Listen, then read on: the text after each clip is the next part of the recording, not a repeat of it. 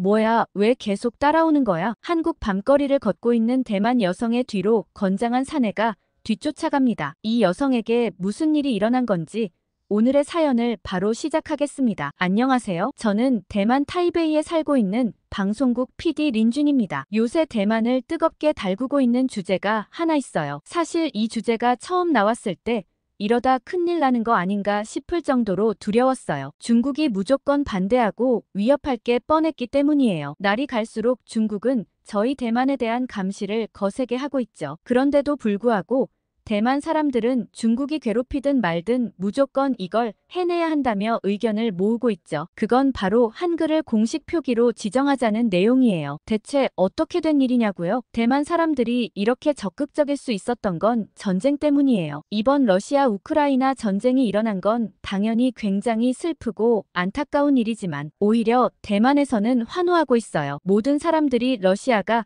곧장 우크라이나를 정복한 다음 전쟁이 하루아침에 금방 끝날 줄 알았죠. 그런데 웬걸 우크라이나가 아직까지 버티고 있잖아요. 이 사태를 지켜본 저희 대만 사람들은 우리에게도 희망이 있다며 마음속에 독립에 대한 의지가 불타올랐습니다. 만약 러시아가 단숨에 우크라이나를 제압했다면 중국도 대만을 집어 삼키려고 했을 거예요. 중국은 계속해서 하나의 중국을 표방하며 자신들의 의견에 반항하는 이들에게 보복을 가하고 있거든요. 그런데 이제 더 이상 중국에 굴복하지 않고 독립된 대만으로 주체성을 가지자는 목소리가 점점 높아지고 있죠. 저희의 이런 독립에 대한 의지는 아주 오래된 일이긴 했지만 최근 젊은 세대를 중심으로 우리는 더 이상 중국에 속해 있는 대만인이 아니라 중국으로부터 독립된 대만인이라는 의식이 널리 퍼지고 있어요. 그에 따라 중국식 가치관을 벗어나 독립된 대만을 위해 그에 맞는 언어를 써야 한다는 목소리가 커지고 있죠. 혹시 대만 지하철을 타보신 분 계실까요? 대만 지하철에는 중국어, 민남어와 객가어, 그리고 영어가 흘러나오고 있어요. 게다가 대만의 원주민들이 사용하는 언어가 또 따로 있죠. 대만에서는 이렇게 언어가 다양해서 세대 간 그리고 지역 간 소통이 어려워요. 게다가 이 언어들이 중국어를 기반으로 하기 때문에 표기도 굉장히 복잡해서 좀 더 간소화되고 통일된 언어 체계가 필요하다는 의견이 많죠. 그 와중에 대만의 언어학자인 쉬차오더가 대끼깐뿐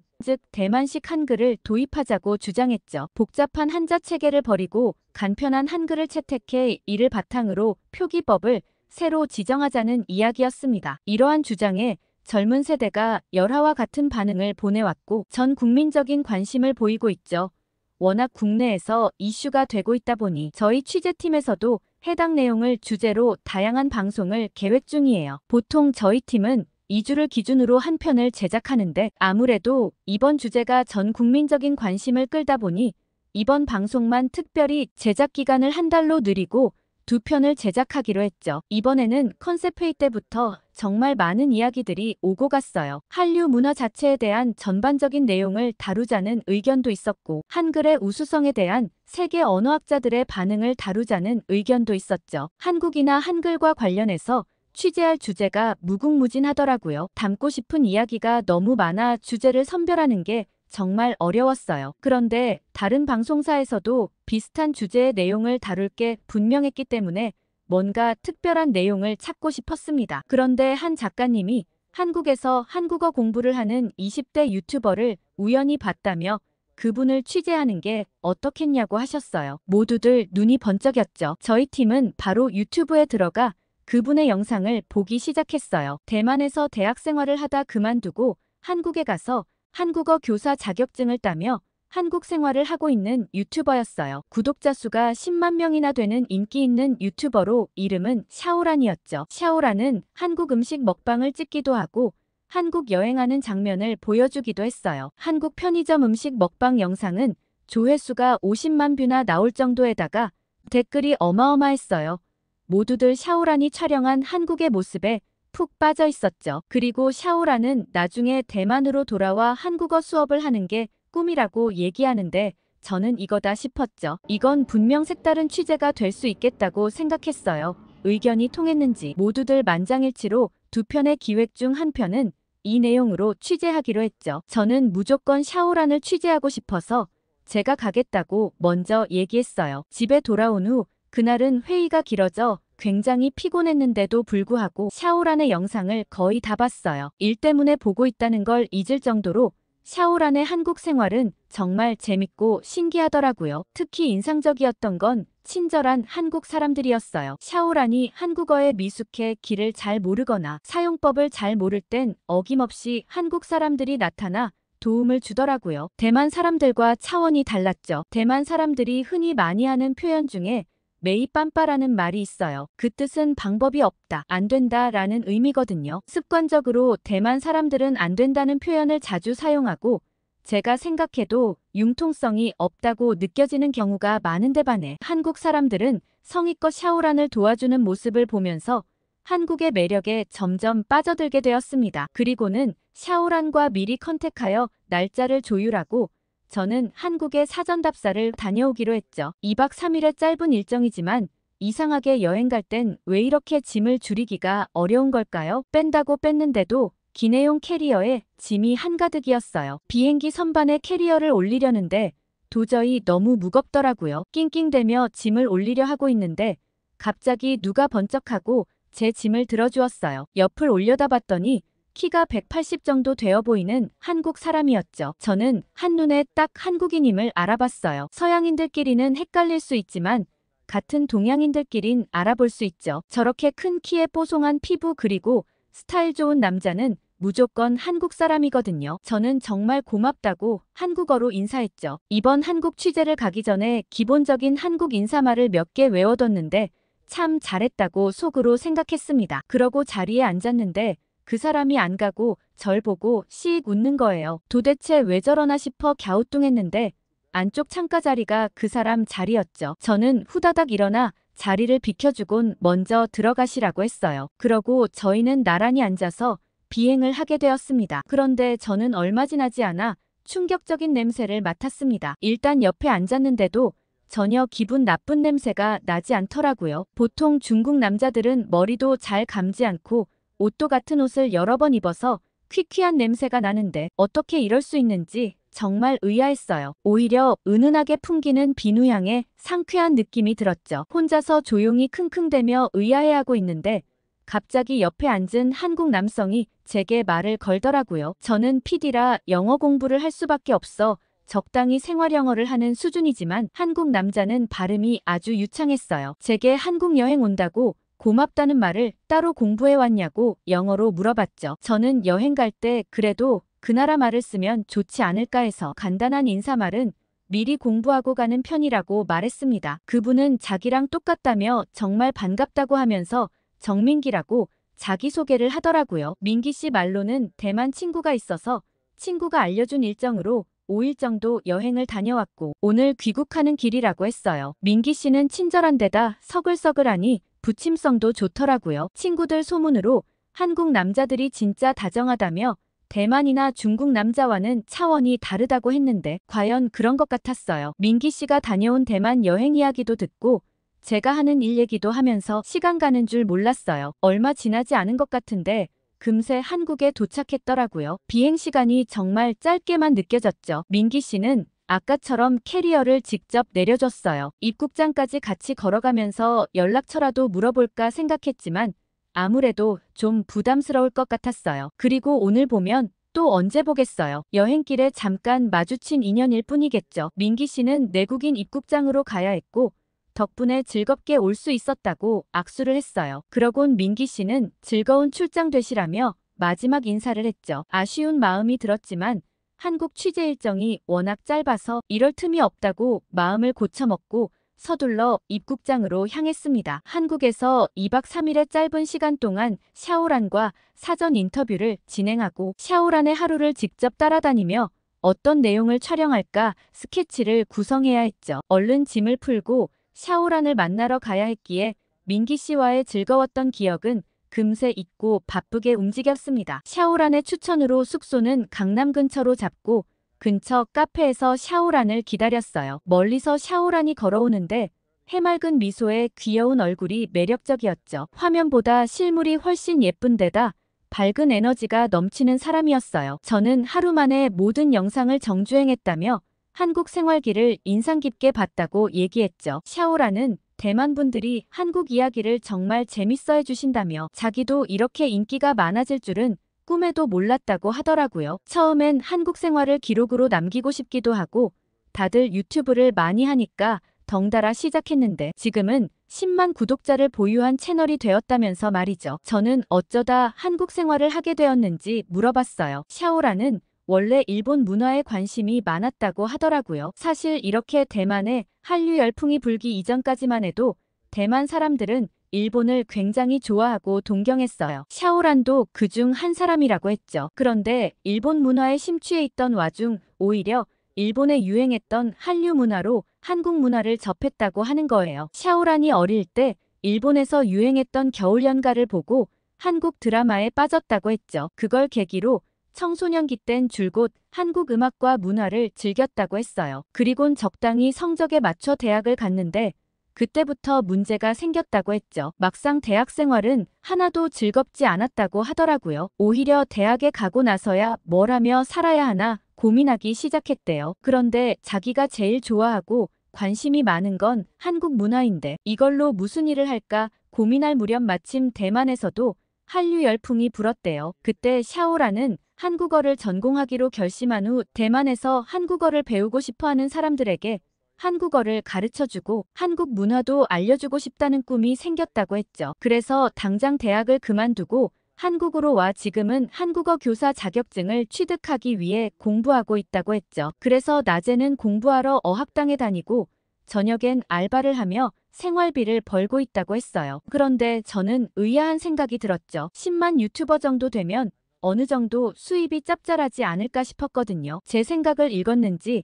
샤오라는 유튜브 수입은 생각보다 얼마 안 된다고 하더라고요. 매달 고정적이지도 않고 들쭉날쭉해서 소소한 용돈벌이 정도라고 얘기했어요. 아무튼 익숙한 대만 생활을 그만두고 자기가 좋아하던 일을 쫓아 한국까지 온 샤오란이 대단해 보였어요. 저보다 어린 친구가 굉장히 진취적이라고 기특하다며 칭찬했더니 샤오란은 이게 다 한국 사람들 덕분이라고 하더라고요. 한국 문화를 접하면서 샤오란이 충격받았던 게 하나 있다고 했어요. 한국 사람들은 아주 어릴 때부터 계획적이고 성실하게 생활하며 미래를 다 그려놓고 산다고 해요. 반면 대만 사람들은 앞일에 대해 구체적인 계획을 그려놓고 살지 않아요. 특히 요새 젊은 층은 소비도, 취업도 큰 고민 없이 닥치는 대로 사는 사람들이 많아 기성세대가 굉장히 걱정하고 있죠. 그런데 한국 젊은이들은 치열하게 하루하루를 살아가는 것에 샤오란은 깊은 감명을 느꼈다고 하더라고요. 그렇게 샤오란과 인터뷰를 마치고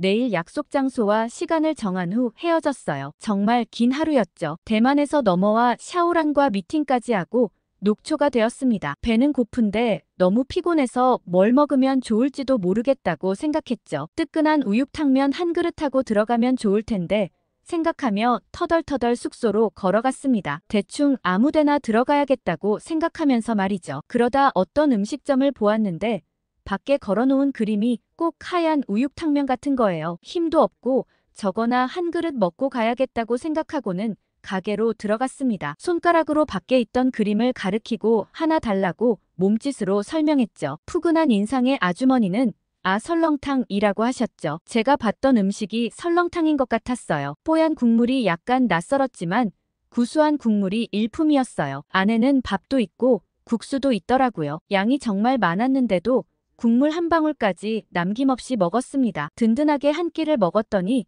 내일을 힘차게 시작할 수 있을 것만 같았죠. 그날은 그렇게 숙소에 도착하자마자 잠이 들었습니다. 다음 날은 아침 일찍 일어나 샤오란이 다니는 어학당으로 향했어요. 저는 어학당에 도착해서는 정말 깜짝 놀라고 말았습니다. 어학당에는 세계 각국에서 온 외국인들이 어마어마하게 많더라고요. 샤오란의 말로는 정말 다양한 나라에서 다들 한국어를 배우고 싶어 온 거라며 처음엔 자기도 깜짝 놀랐다고 하더라고요. 이 많은 외국인들이 다들 한국어에 빠져 있다니 이분들도 몇 명 인터뷰해보면 좋겠다고 했더니 샤오란이 친한 프랑스인 친구를 소개시켜줬어요. 프랑스인 안나는 프랑스에서도 한글 열풍이 어마어마하다며 프랑스 프로팀에 한국 축구 선수가 입단한 거 알고 있냐고 하더라고요. 이강인이라는 한국 선수가 파리 생제르맹에 입단했는데 단숨에 팀 내 유니폼 판매량 1위를 차지했다고 하더라고요. 현지인이건 관광객이건 구분할 거 없이 이강인 유니폼이 불티나게 팔린다고 했어요. 심지어 이강인 선수를 위해서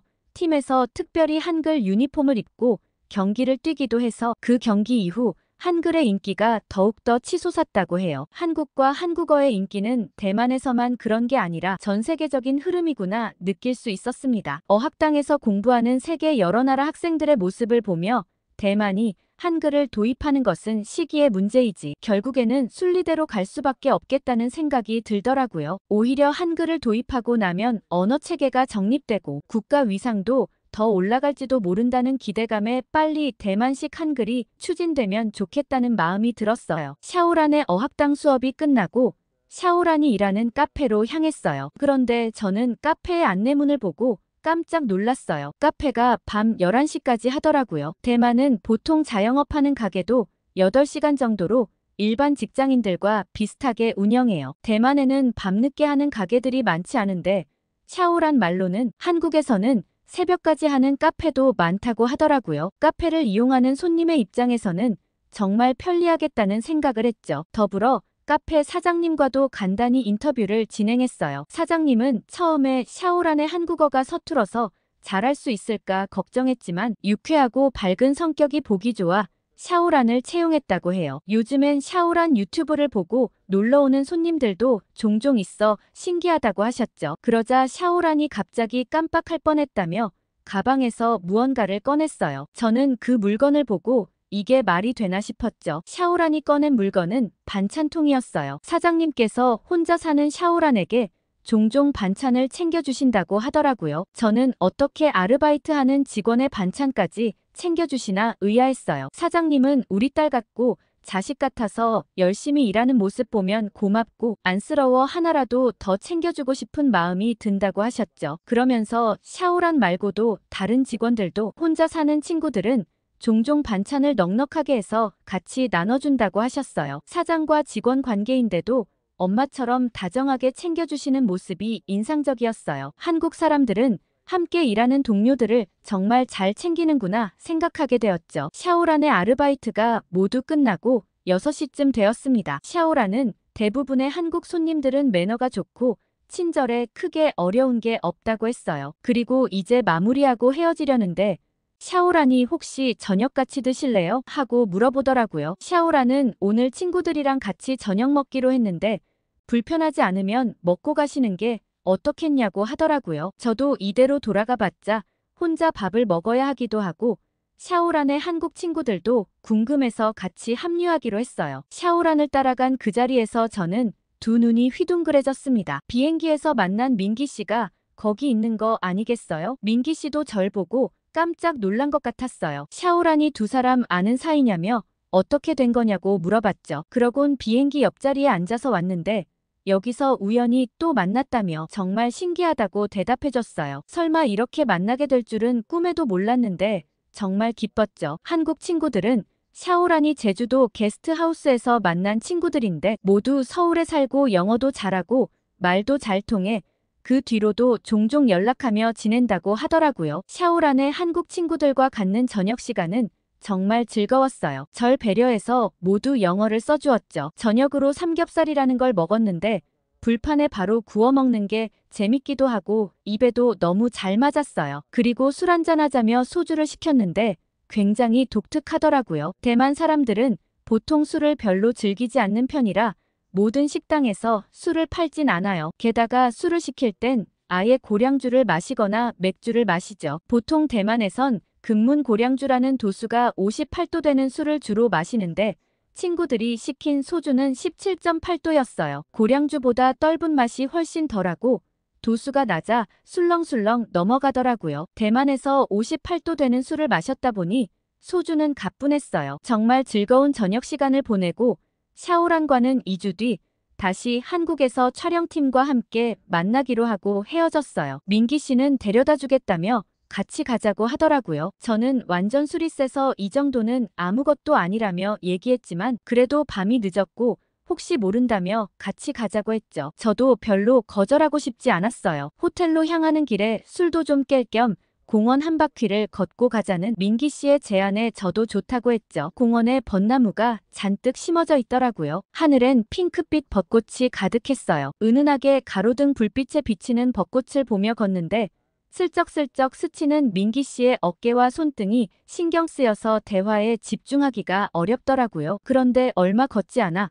갑자기 아이스크림이 확 땡겼어요. 술 마시면 항상 달달한 아이스크림을 먹는 게 습관이거든요. 마침 민기 씨가 아이스크림 드실래요? 하고 물어보기에 제가 좋다고 했더니 잠깐 기다리라며 편의점으로 뛰어갔어요. 어쩜 이렇게 여자 마음을 잘 아는지 센스 만점이라고 생각했죠. 그리고 저는 근처 벤치에 앉아 곰곰이 생각에 잠겼습니다. 일하러 온 건데 갑자기 웬 로맨스라는 생각이 들다가도 문득 나 혼자 로맨스라고 생각하는 건가 싶어서 다시 볼을 탁탁 치며 정신 차리자고 생각했죠. 그런데 갑자기 누가 옆에 털썩 앉길래 민기 씨인가 했더니 너 중국인 맞지? 라며 웬 중국인이 말을 꺼는 거예요. 술 냄새가 진동을 하는 게 술에 잔뜩 취해서는 예쁘장하게 생겼네 놀러왔어 라며 시비를 거는데 정말 무례했죠. 일어나려는데 손목을 탁 채더니 비싸게 굴지 말고 나랑 같이 놀자고 얘기하는데 온몸에 소름이 쫙 끼치더라고요. 너무 무서워서 손이 벌벌 떨리던 차에 민기 씨가 나타나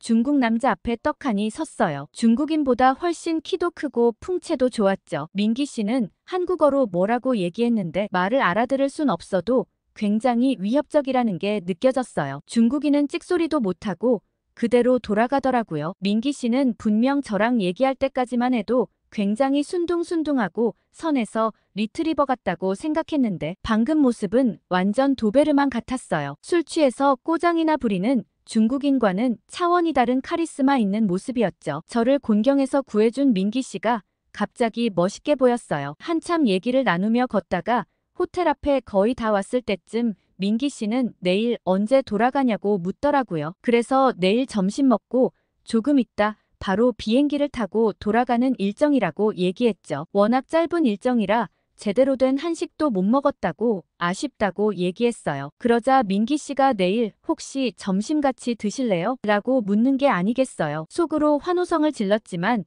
너무 좋아하는 티를 내기가 좀 민망해서 두어 번 고개를 끄덕였습니다. 그리고는 SNS 메시지로 연락하기로 하고 헤어졌죠. 갑작스런 약속에 정말 설레었어요. 내일 늘어지게 잠이나 자다가 햄버거나 먹고 공항 가야지 생각했는데 민기 씨와의 점심 약속이라니 두근거리더라고요. 그러곤 혹시나 해서 치마를 가져온 게 있는데 잘 됐다고 생각하며 그걸 입기로 했어요. 그런데 스타킹을 안 챙겨온 거 있죠? 엘리베이터 앞까지 갔다가 다시 편의점으로 갔어요. 그러곤 스타킹을 계산하고 다시 호텔로 걸어가는데 갑자기 기분이 쎄했습니다. 마치 누가 따라오는 것 같은 느낌이 들었거든요. 처음엔 오해했나 싶어 다른 쪽으로 방향을 바꿔봤는데도 계속 따라오는 게 분명했어요. 한국은 밤거리 치안이 굉장히 좋아 걱정할 것 하나도 없다고 하길래 안심하고 나왔는데 한국도 밤길은 안전하지 않구나 생각했죠. 제가 빠른 걸음으로 걸어가니 그 사람도 빠르게 걸어왔죠. 얼핏 보니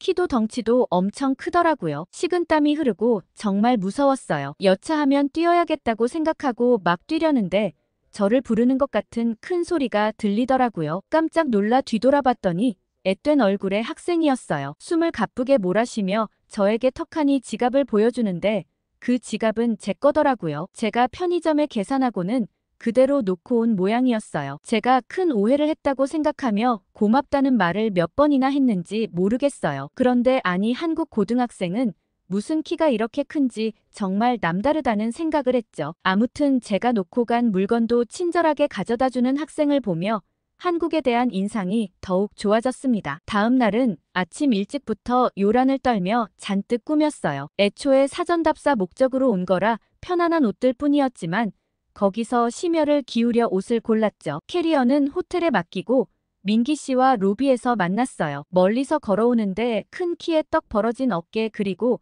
센스 있게 입은 옷차림까지 정말 근사하더라고요. 민기 씨는 비행기 시간이 촉박할 수 있으니 가까운 식당으로 골랐다고 했어요. 무슨 음식인지는 직접 가서 보라고 얘기하더라고요. 한식을 찾아보니 종류도 굉장히 많고 맛있는 것도 많아 어떤 음식일지 정말 기대가 됐어요. 그리고는 식당 앞에서 메뉴를 보는데 두 눈이 번쩍 뜨였죠. 제가 간 곳은 김치찜을 파는 곳이었어요. 민기 씨가 대만 사람들이 좋아하는 한국 음식을 엄청 검색해봤는데 김치찌개가 1위였대요. 그런데 고기를 많이 먹여보내는 게 좋을 것 같아서 비슷한 김치찜집으로 데리고 왔다고 하더라고요. 김치찌개든 김치찜이든 이렇게 정성스럽게 식당을 골라온 민기 씨가 고마웠죠. 저에게 먹는 법을 알려준다며 제 숟가락 위에 고기와 김치를 찢어 올려주더라고요. 저는 민기 씨의 행동에 사르르 녹을 수밖에 없었어요. 정말 스윗한 행동에 공주 대접을 받는 기분이었죠. 그리고 민기 씨가 알려준 김치찜도 어쩜 입에 딱 맞았어요. 대만에서 먹던 마라와는 또 다른 느낌의 매운 맛이었지만 훨씬 덜 맵고 감칠맛이 있더라고요. 쫄깃한 고기에 아삭한 김치의 조합이 참 좋았어요. 그리고 민기 씨가 두세 정거장 가면 양재천이라는 곳이 있는데 벚꽃이 정말 아름답다며 꼭 보여주고 싶다고 하더라고요. 민기 씨를 따라 도착한 곳에는 벚꽃이 정말 흐드러지게 피어 있었어요. 흩날리는 벚꽃의 모습이 마치 눈이 내리는 것 같았죠.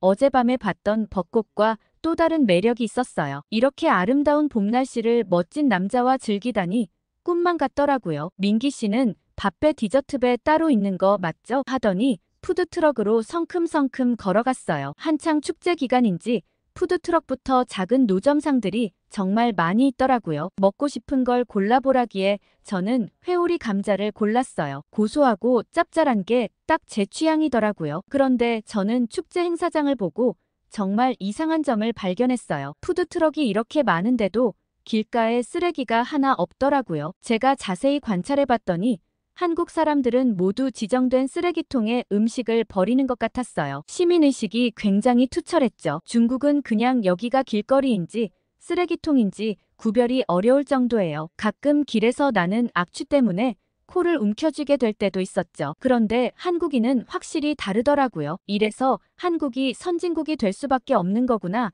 감탄할 수밖에 없었습니다. 맑은 날씨에 예쁜 벚꽃과 깔끔한 거리를 보며 정말 즐거웠지만 마음 한켠엔 아쉬움이 가득했어요. 이제 곧 헤어져야 할 시간이 다 되었기 때문이죠. 다시 호텔로 돌아가 캐리어를 찾고 공항철도를 타기 위해 역으로 이동했어요. 민기 씨는 2주 뒤에 오면 또 만나줄 거냐고 물어봤죠. 저는 고개를 세차게 끄덕이며 당연한 얘기를 한다고 했어요. 그리고 나선 자기가 2살 더 많으니 다음에 만날 땐 한국 호칭을 넣어 불러달라고 하더라고요. 대만으로 돌아가면 한국어로 여자가 자기보다 나이 많은 남자를 부를 때 쓰는 호칭을 공부해오라며 2주 뒤에 만나자고 하고 헤어졌죠. 저는 궁금해서 사전에 검색해봤더니 아저씨라고 나오더라고요. 아저씨라고 불러달라는 건가? 그럼 민기 아저씨라고 다음엔 불러야겠다고 생각하곤 공항으로 향했습니다. 2박 3일간의 사전 답사는 한국에 대한 좋은 기억과 민기 씨와의 추억으로 정말 즐거웠어요. 무엇보다 어학당에서 느낀 한글에 대한